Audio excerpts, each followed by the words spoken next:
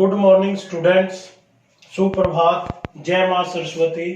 कल हमने पिछली वीडियो में अम्ल, अक्षारक एवं लवण के बारे में पढ़ा था। इसके अलावा अक्षारक की धातु ऑक्साइड, अधातु ऑक्साइड के साथ, जैसे कार्बन डाइऑक्साइड क्या है, अम्लीय, अधातु ऑक्साइड है, अम्लीय है। और कैल्शियम हाइड्रोक्साइड की अभिक्रिया की थी, इसके अंदर कैल्शियम कार्बोनेट और जल बना था। आज हम इसके कुछ टेक्सचुअल क्वेश्चन है। टेक्स्ट क्वेश्चन जो फर्स्ट है वो दिया है, पीतल एवं तांबे के बर्तनों में खट्टे पदार्थ क्यों नहीं रखने चाहिए। पीतल एवं तांबे के बर्तनों में दही व खट्टे पदार्थ क्यों नहीं रखने चाहिए। हम जानते हैं कि पीतल एवं तांबा क्या होते हैं, धातु, और धातु दही व खट्टे पदार्थों में क्या होता है, अम्ल। जब धातु अम्लों के साथ अभिक्रिया करेगी तो धातु लवण व हाइड्रोजन गैस बनाएगी। धातु जब अम्लों के साथ, जो कि दही और खट्टे पदार्थों में होता है, धातु लवण व हाइड्रोजन गैस बनाएगी, जो हमारे डाइजेस्टिव सिस्टम या पाचन तंत्र के लिए हानिकारक हो सकता है, जिससे हमारी मृत्यु भी हो सकती है। नेक्स्ट क्वेश्चन है, धातु के साथ अम्ल की अभिक्रिया होने पर सामान्यतः कौन सी गैस निकलती है, एक उदाहरण के द्वारा समझाइए। इस गैस की उपस्थिति की जांच आप कैसे करेंगे। जैसे हम जिंक धातु लेते हैं और उसके ऊपर हाइड्रोक्लोरिक अम्ल की अभिक्रिया करेंगे तो जिंक क्लोराइड और हाइड्रोजन गैस बनेगी। इसको बैलेंस करने के लिए 2 से मल्टीप्लाई कर देते हैं। अब इसकी जांच कैसे करेंगे, परीक्षण। अगर सिलेंडर जो हाइड्रोजन गैस से भरा हुआ है उसके पास एक जलती माचिस की तिल्ली लेके जाएं, तिल्ली जिसको इंग्लिश में पॉप साउंड या फट फट की ध्वनि आपको सुनाई देगी। हम जांच कैसे करेंगे, धातुओं की अम्लों के साथ अभिक्रिया होने पर सामान्यतः हाइड्रोजन गैस निकलती है। तो इसका परीक्षण करने के लिए हम भरे सिलेंडर के पास एक जलती माचिस की तीली लेके जाएं तो पॉप साउंड या फट फट की ध्वनि आपको सुनाई देगी। थर्ड क्वेश्चन देखो, जो क्वेश्चन काफी बड़ा है और आंसर एक ही लाइन के अंदर है। इसका क्या दिया है, कोई धातु यौगिक ए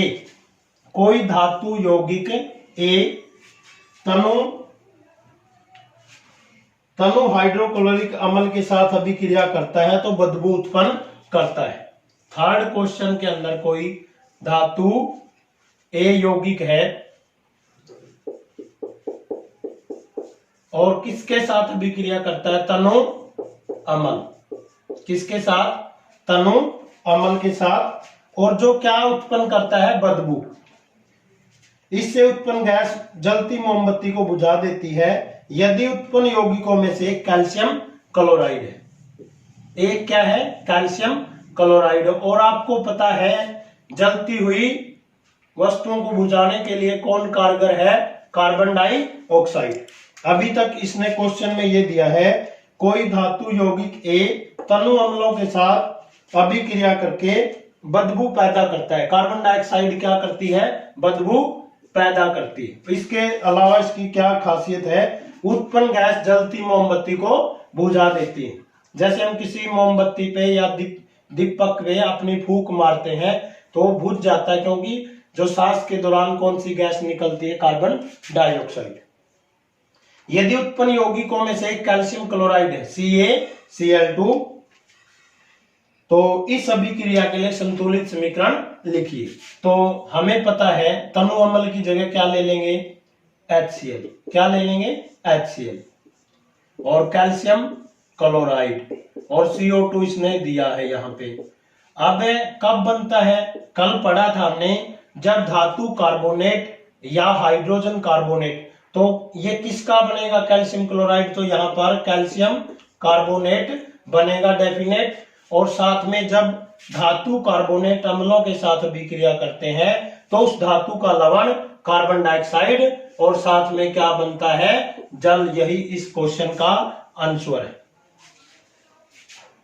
नेक्स्ट टॉपिक है सभी अम्लों एवं अक्षारकों में क्या समानताएं होती हैं। सभी अम्ल व अक्षारक में क्या समानताएं होती हैं। सभी अम्लों एवं अक्षारकों में क्या अभिक्रियाएं होती हैं। सभी अम्लों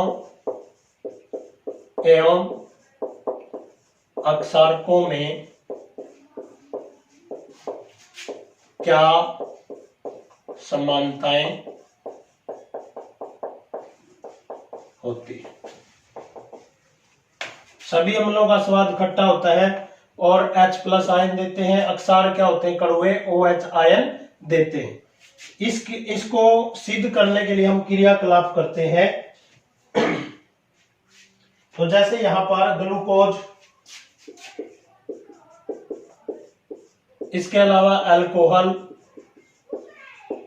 इस क्रियाकलाप को करने के लिए हम क्या क्या चीजें शामिल करते हैं इसके अंदर, जो गिवन है, ग्लूकोज, अल्कोहल, हाइड्रोक्लोरिक अम्ल HCl और सल्फ्यूरिक एसिड H2SO4। इसके अलावा इन सब का हमने क्या लेना है, विलयन लेना है। क्या लेना है, विलयन, सॉल्यूशन बोलते हैं इसको। क्या बोलते हैं, सॉल्यूशन। एक कारक के ऊपर, जैसे एक बीकर लेके, एक बीकर के अंदर हमने दो, यहां पर एक कारक लगा के इस पे 2 कील लगा देते हैं और दोनों कीलों को एक बैटरी से जोड़ देंगे।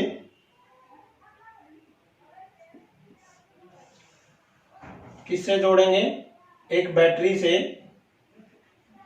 पॉजिटिव नेगेटिव कील से जोड़ने के बाद यहां पर एक बल्ब लगाएंगे। क्या लगाएंगे, बल्ब।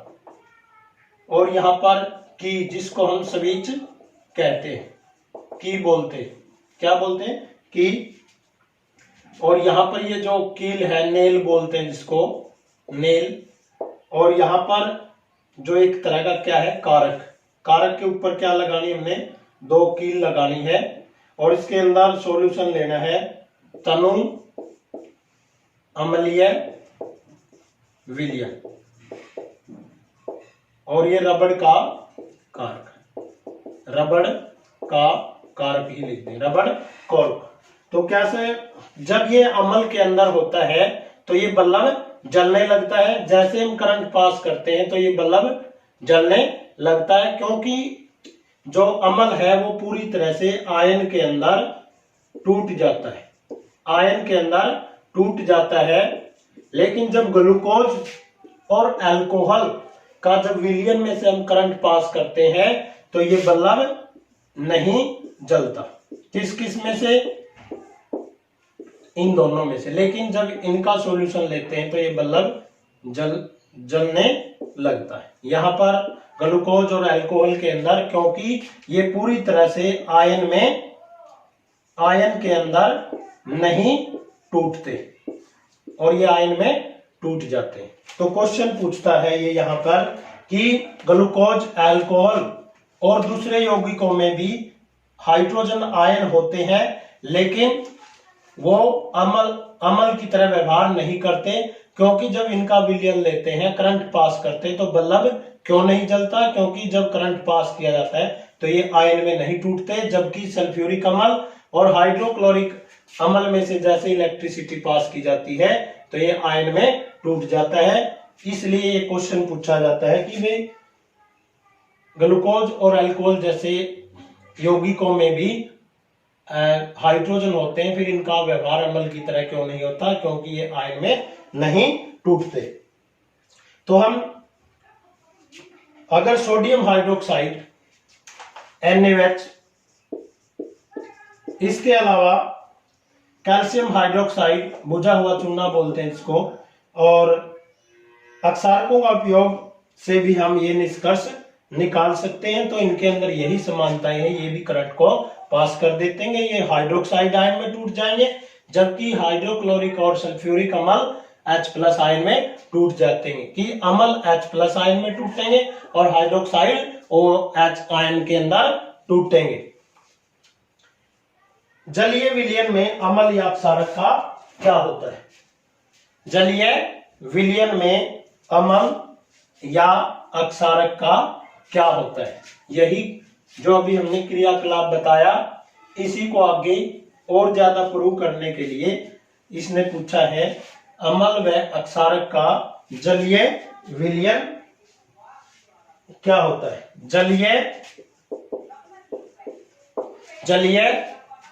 जलीय विलयन में अम्ल व अक्षारक का क्या होता है? जलीय विलयन में अम्ल या क्षारक का क्या होता है? जब हम किसी अम्ल को, किसी एसिड को या अम्ल को जल में मिलाते हैं तो वो किस में टूट जाता है? H+ आयन में, H+ आयन के अंदर। इसी प्रकार जब किसी अक्षारक को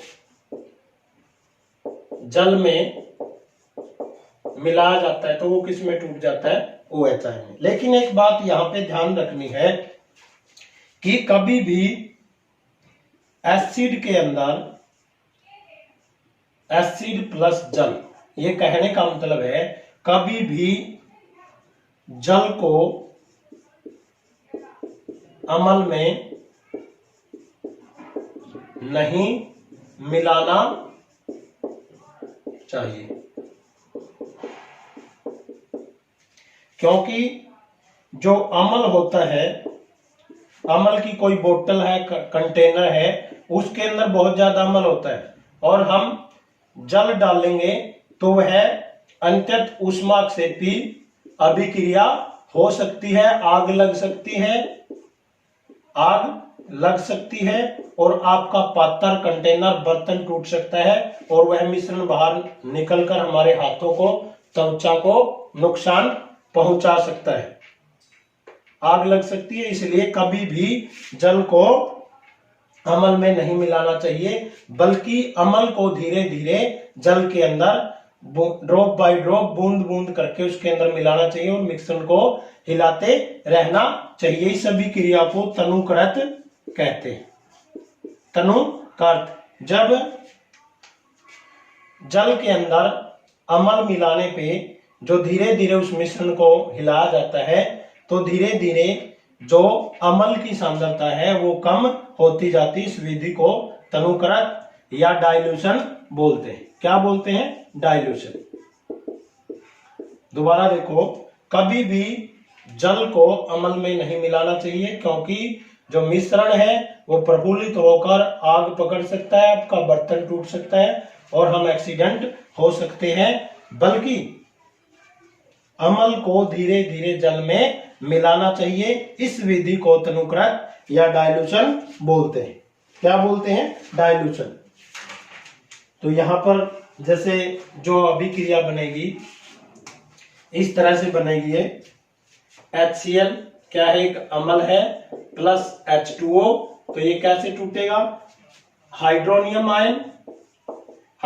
आयन या H+ आयन एक ही बात है, प्लस क्लोराइड आयन अलग हो जाएंगे। इसके अलावा NaOH जो अक्षारक है आपका, NaOH अक्षारक में जब जल मिलाते हैं तो ये कैसे टूटता है, Na अलग टूट जाता है और हाइड्रोक्साइड आयन अलग टूट जाते हैं। सिमिलरली पोटासियम हाइड्रोक्साइड कैसे टूटता है, K पॉजिटिव और plus OH negative. Magnesium hydroxide जो मिल्क ऑफ मैग्नीशिया होता है वो मैग्नीशियम 2 पॉजिटिव आयन और प्लस में 2 हाइड्रोक्साइड आयन इस तरह से टूट जाता है। तो यहां पर बात निकल के आती है सभी अक्षारक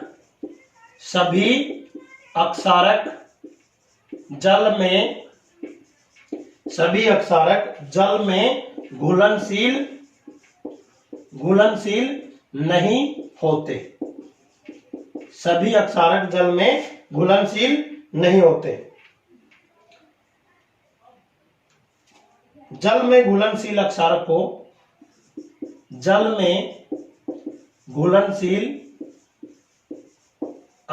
को ही अक्षार कहते हैं। तो यहां पर क्वेश्चन आता है, इसका मतलब है सभी अक्षारक जल में घुलनशील नहीं होते, जल में घुलनशील अक्षारक को ही अक्षार कहते हैं। तो जल में जो अम्ल या अक्षारक मिलाने की जो अभिक्रिया है वह अंततः ऊष्माक्षेपी होती है। जल में कभी भी शानदार नाइट्रिक अम्ल या मिलाते समय सावधानी रखनी चाहिए। अम्ल को सदैव, मैं बता चुका हूं, धीरे धीरे अम्ल में मिलाना चाहिए। तो इनकी बोतल की चेतावनी के चिन्ह दिए जाते हैं। जल में अम्ल या अक्षारक मिलाने पर जो तनुकृत मैंने अभी बताया था, यहाँ पर जल में अम्ल या अक्षारक मिलाने की विधि आयन की सांद्रता में प्रति आयतन में कमी हो जाती है। जैसे अगर आप एसिड मिला रहे हैं तो H+ आयन में कमी आएगी, यदि बेस मिला रहे हैं तो OH आयन में प्रति इकाई आयतन, मान ले 250 ml का कोई हाइड्रोक्लोरिक एसिड है या H2SO4 है या HNO3 है, हाइड्रोक्लोरिक अम्ल, सल्फ्यूरिक अम्ल, नाइट्रिक अम्ल, मान ले 250 ml का, इसको धीरे धीरे हम 100 ml के वाटर के अंदर मिला रहे हैं। 100 ml का जो धीरे धीरे किस में कमी आएगी, H+ आयन में, और जब OH बेस को मिला रहे इसमें कमी आएगी। प्रति आयतन इकाई को डाइल्यूशन या तनुकृत बोलते हैं। क्या बोलते हैं? डाइल्यूशन या तनुकृत। अब इसके टेक्सचुअल क्वेश्चन है, जो पहला है HCl, HNO3 आदि जलीय में विलयन अभिलक्षण क्यों नहीं प्रदर्शित करते, जबकि अल्कोहल एवं ग्लूकोज में भी, क्योंकि बताया था जो अम्ल है वो आयन में टूट जाता है, ग्लूकोज और अल्कोहल आयन के अंदर नहीं टूटता, इसलिए उनका व्यवहार या बल्लभ उनके केस में नहीं जलता। अम्ल का जलीय विलयन क्यों विद्युत का चालन करता है? दूसरा क्वेश्चन है, अम्ल का जलीय विलयन विद्युत का चालन क्यों करता है? जैसे हम करंट पास करते हैं तो वो आयन के अंदर टूट जाता है, यही क्वेश्चन है वो। शुष्क हाइड्रोक्लोरिक गैस शुष्क लिटमस पत्थर के रंग को क्यों नहीं बदलती? जो शुष्क है HCl यानी कि ड्राई गैस लिटमस पत्थर के रंग को क्यों नहीं बदलती? रंग को बदलने के लिए किसी अम्लीय माध्यम यानी कि जलीय माध्यम की क्या होती है, जलीय माध्यम की या एक्वस सॉल्यूशन उसका होना चाहिए। नेक्स्ट क्वेश्चन, अम्ल को तनुकृत करते समय यह क्यों अनुचित है? अम्ल को जल में मिलाना चाहिए, न कि जल को अम्ल में। क्योंकि जल को अम्ल में नहीं मिलाना चाहिए, क्योंकि ऐसा करने से जल जो अम्ल की सांद्रता है वो बहुत ज्यादा होती है, और जो अभिक्रिया वो ऊष्माक्षेपी होती है, बहुत ज्यादा हीट बाहर निकलती है, हीट के कारण आग लग सकती है, और उस पात्र से जो मिश्रण है जल का और अम्ल का वो बाहर आ सकता है और हम चोटिल हो सकते हैं, दुर्घटना हो सकती है। इसलिए कभी भी अम्ल के अंदर जल नहीं मिलाना चाहिए, बल्कि जल में अम्ल धीरे धीरे मिलाना चाहिए। नेक्स्ट क्वेश्चन है, अम्ल के विलयन को तनु करते समय हाइड्रोनियम आयन की सांद्रता कैसे ज्ञात की जाती है? और 6th क्वेश्चन है, जब सोडियम हाइड्रोक्साइड विलयन में अधिक अक्षारक मिलते हैं। ये दोनों क्वेश्चन नेक्स्ट वीडियो में करवाए जाएंगे, और इस तरह से जो लेसन रहता है वो भी हम अगली वीडियो में करेंगे। Thanks for watching this video.